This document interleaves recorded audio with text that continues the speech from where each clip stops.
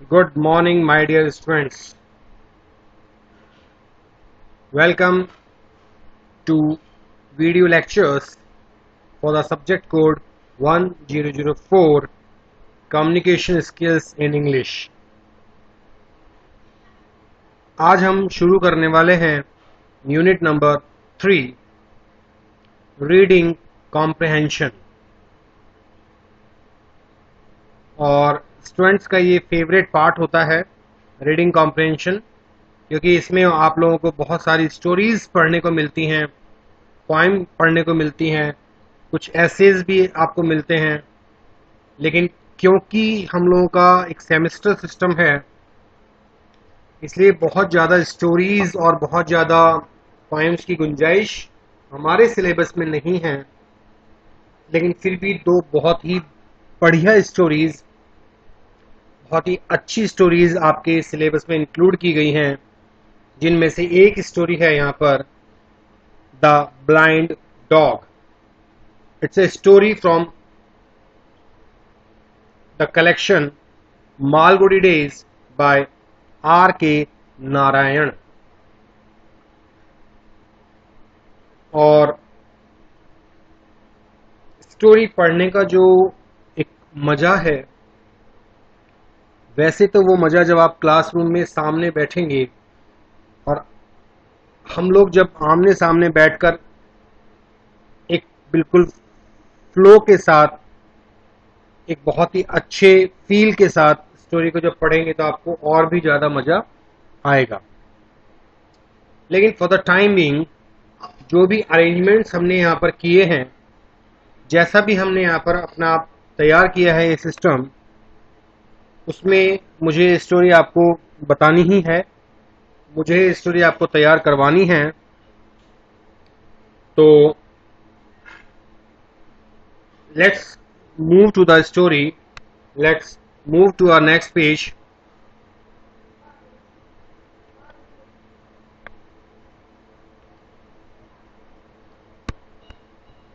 Here we go. Yes, he is Mr. R.K. Narayan. We are talking about the author itself, about the author. देखिए, unit third, topic number 1, the blind dog, a story by R.K. Narayan. ये R.K. Narayan की तस्वीर आपके सामने है, image. इनका पूरा नाम था Rasipuram Krishnaswami Iyer Narayanaswami. South Indian people have longer names, जहाँ पर उनके गांव का नाम भी इंक्लूड होता है, उनके फादर का नाम भी उसके नाम पे ऐड हो जाता है। इस प्रकार एक जो परंपरा चली आ रही है, इसी परंपरा के अनुसार उनका नाम रखा गया। लेकिन शॉर्ट में हम जो लिटरेचर के अंदर उनको हम बोलते हैं वो है R.K. नारायण। 10 अक्टूबर 1906 को इनका जन्म हुआ। 13 मई 2001 को इनकी डेथ हुई। इट मीन्स अराउंड 95 ईयर्स की एक अच्छी एज भगवान ने इन्हें प्रदान की। और मैं बात अगर करूं तो इंग्लिश लिटरेचर की, क्योंकि आप लोग इंजीनियरिंग बैकग्राउंड के स्टूडेंट्स हैं, साहित्य से आपका बहुत बड़ा नाता नहीं रहता है। लेकिन सिलेबस में इस बार जो ये एक लिटरेरी पर्सन की एक जो स्टोरी डाली गई है, तो I would like to take this opportunity and share with you one thing, that Mr. R.K. Narayan, he was a star, a bright star for English literature,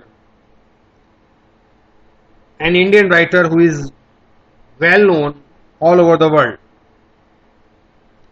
इनकी कहानियों में हमें एक नाम सुनने को मिलता है और वो है Malgudi. You must have seen on YouTube the series of Malgudi Days. That was a serial telecast long back on Doordarshan, and that was a collection of stories from R.K. Narayan itself.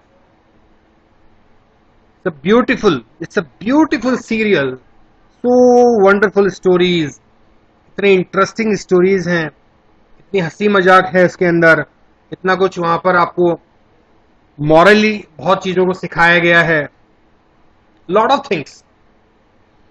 आप YouTube पे जाइएगा, Malgudi days डाल के देखिएगा YouTube search bar में, and you will gate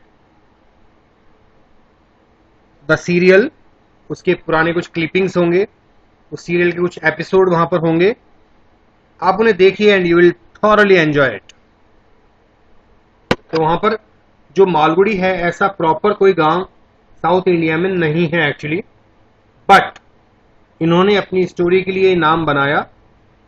और जैसा कि एक इंग्लिश राइटर हुए हैं टॉमस हार्डी, टॉमस हार्डी के नॉवेल्स के अंदर हमें वेसेक्स मिलता है, जबकि असल में इंग्लैंड के अंदर वेसेक्स नाम का कहीं कोई टाउन नहीं है। तो ऐसे ही ये फिक्शनल कहलाते हैं, काल्पनिक, fictional south Indian town of Malgudi. हो सकता है आपसे पूछा जाए व्हाट इज मालगुडी, तो मालगुडी में आप लिख सकते हैं कि it's a fictional south Indian town. छोटे क्वेश्चंस अगर आते हैं तो आप उनका आंसर दे सकते हैं। या फिर आपसे पूछा जा सकता है कि आर के नारायण अपने नॉवल में कौन से कस्बे के बारे में, कौन से टाउन के बारे में बात किया करते थे या लिखा करते थे, तो आप कह सकते हैं that was Malgudi. He was a leading author of early Indian literature in English along with मुल्क Raj Anand and Raja Rao. Are K Narayan जो हैं वो एक प्रसिद्ध त्रिमूर्ति बनी थी, ट्रायो था 3 राइटर्स का, उसकी एक कड़ी थे जिसमें श्री मुल्कराज आनंद जी, श्री राजा राव और श्री आर के नारायण, ये तीनों शामिल थे। और उस समय इनके लिखे गए साहित्य ने धूम मचाई हुई थी, न सिर्फ भारत में बल्कि पूरी दुनिया में इनका साहित्य पढ़ा जाता था। Are K Narayan was born in Madras, now called Chennai, Tamil Nadu. इनका जन्म जो है वो मद्रास में हुआ था, जिसे हम आज चेन्नई के नाम से जानते हैं, जो कि तमिलनाडु प्रदेश में स्थित है।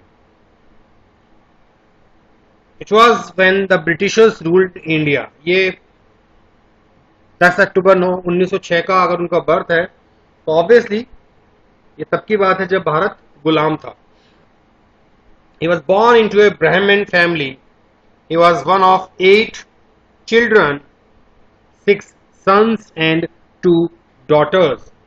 इनके पेरेंट्स के यहाँ 8 बच्चे थे। It was a family of 10, mother, father and 8 children, जिसमें 6 son और 2 daughters थी।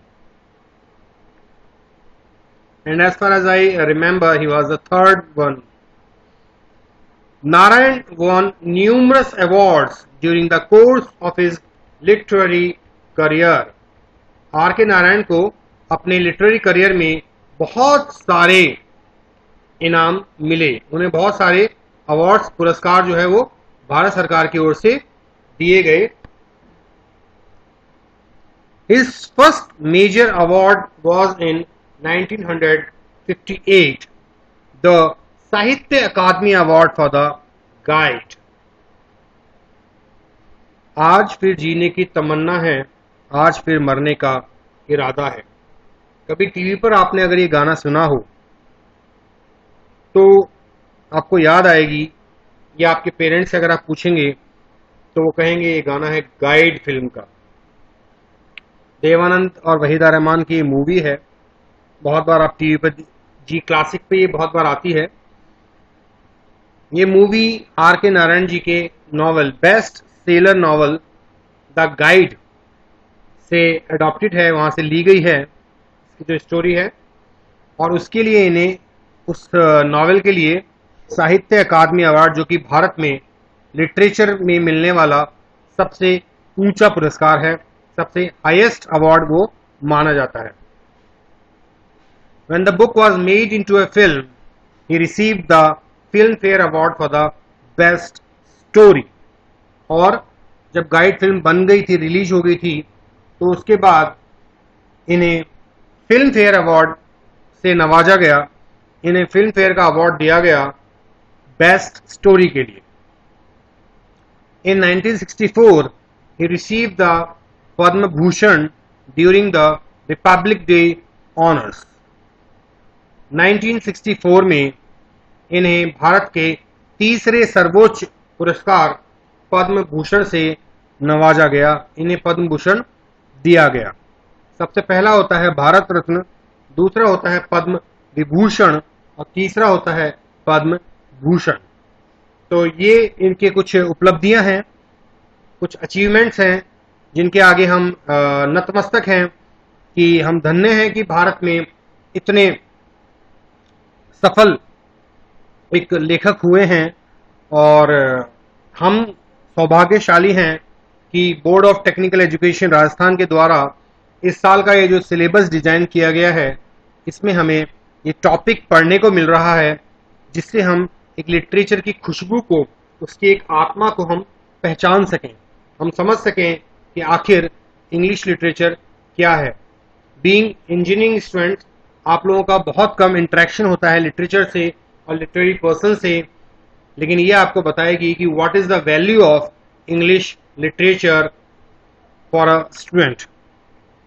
यह साहित्य जो है कहते हैं कि समाज का आईना होता है।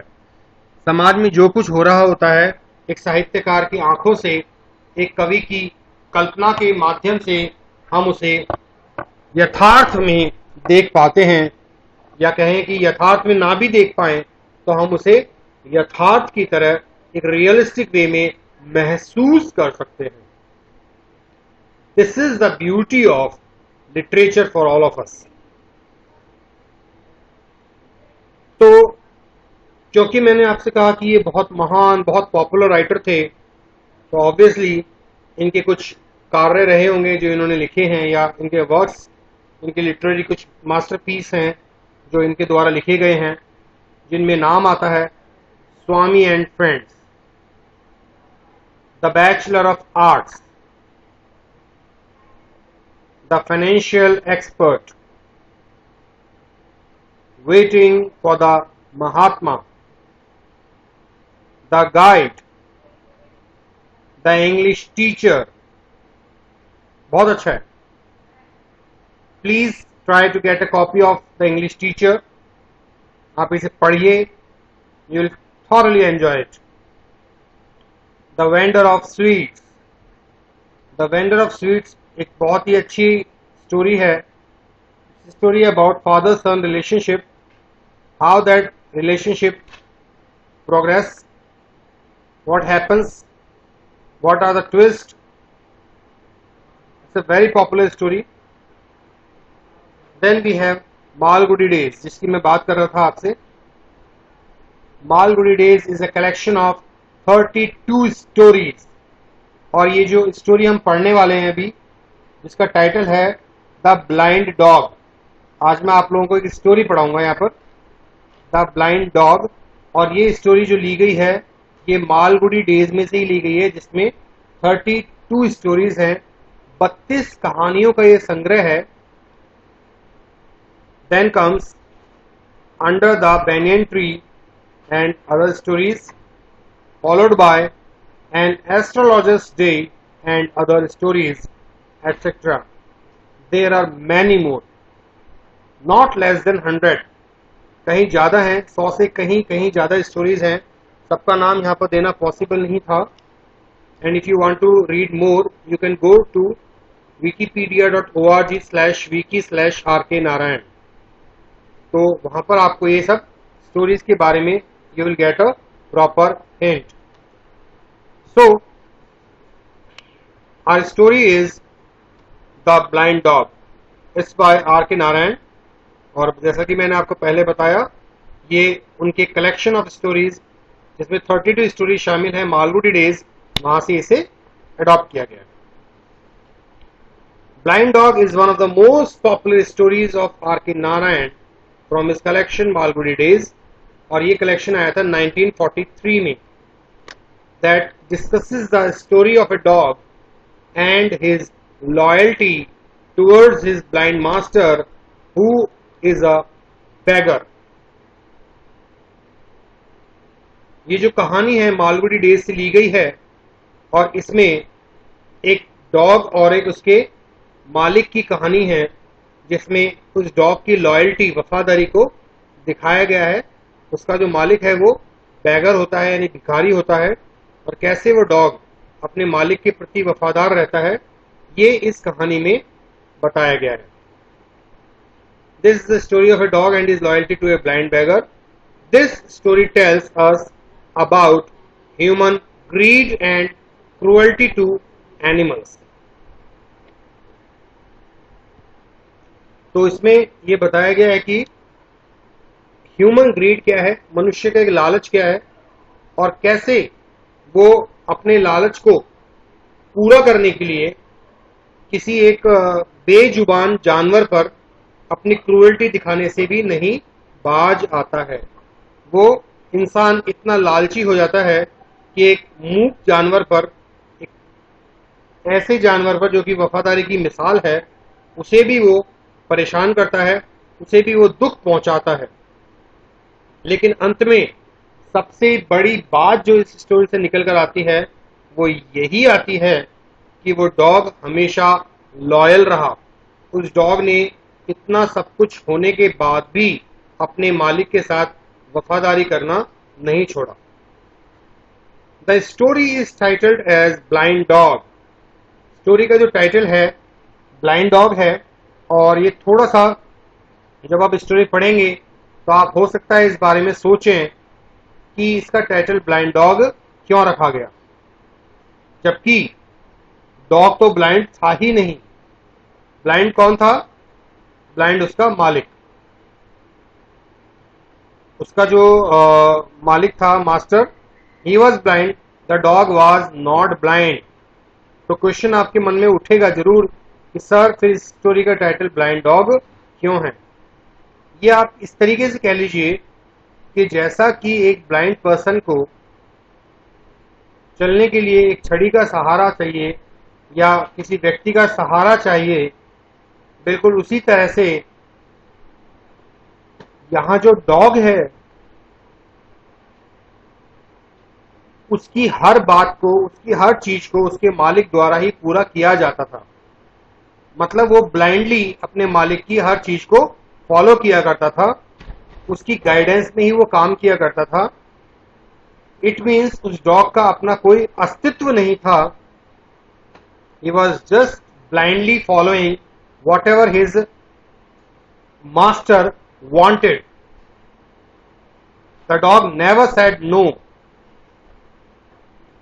The dog never questioned. Reason? एक तो वो बोल नहीं सकता. Secondly, even if he wanted to question, there was no way. There was no way to question the authority of his most favorite master. इसलिए यहां पर डॉग को ब्लाइंड कहा गया है क्योंकि वो एकदम अंधा भक्त था। That is the reason. ये एक तरह का, अगर मैं लिटरेचर की बात करूं तो हम इसे कह सकते हैं ट्रांसफर्ड एपिथेट। क्योंकि ट्रांसफर्ड एपिथेट क्या होता है, जैसे मैंने कहा कि ये रात मुझे वीरान नजर आ रही है। अब देखा जाए तो वो रात वीरान नहीं है, वो सड़कें वीरान है जहां पर कोई व्यक्ति नहीं आ रहा। मैं अगर बोलूं my pillow had a sleepless night, तो my pillow did not have sleepless night. Pillow can never sleep, but the person who was not sleeping saying it was me who had a sleepless night. तो ये जो चीजें होती हैं ये literature के अंदर फिगर्स ऑफ स्पीच कहलाती हैं, और हर स्टोरी, हर प्रोज के अंदर, हर टाइटल के अंदर आपको जरूर कोई ना कोई फिगर ऑफ स्पीच जरूर मिलेगा। तो ये फिगर ऑफ स्पीच यहां पर है ट्रांसफर्ड एपिथेट, जहां पर हम एक चीज की गुण दूसरे चीज पर पहुंचा रहे हैं। तो आज के लिए इतना ही काफी है, आज के लिए इतना ही काफी है। और क्योंकि ये स्टोरी है इसलिए इसे हम टुकड़ों में जो है पढ़ेंगे और पैराग्राफ बाय पैराग्राफ इसे हम लेकर चलेंगे। एंड इट्स वेरी इंपॉर्टेंट कि आप इस स्टोरी को पूरे जिस्ट के साथ समझने का प्रयास किए। आज सिर्फ मैंने आपको राइटर के बारे में बताया है और आज सिर्फ मैंने आपको छोटी सी 1-2 लाइनों की समरी बताई है ताकि इस स्टोरी का क्रेज खत्म ना हो। अगर इस स्टोरी को हमने शॉर्ट में बता दिया तो आपको पढ़ने में मजा नहीं आएगा। इसलिए कल से जो मेरे वीडियोस होंगे उसमें इस स्टोरी का हम इतना ही टेक्स्ट लेंगे जो 20 से लेकर 25 मिनट्स में मैं पूरा कर पाऊंगा। साथ साथ मैं आपको कुछ वर्ड मीनिंग भी नोट करने के लिए बोलूंगा और जब भी आप मुझसे ऑनलाइन क्लास में सामने होंगे तो मैं आपका डिक्टेशन भी लूंगा। जस्ट लाइक छोटे बच्चों की क्लासेस में जो चलता है इन द सिमिलर मैनर ये बहुत इंपॉर्टेंट है, क्योंकि एग्जाम्स में जब आप स्पेलिंग मिस्टेक करके आएंगे तो it will be your fault not mine. तो कुछ डिफिकल्ट स्पेलिंग्स हम लोग नोट करेंगे, उनके मीनिंग्स को हम देखेंगे, सिनोनिम एंटोनिम्स हम देखेंगे। इसी के साथ I take your bid. Goodbye. Take care. Have a nice day.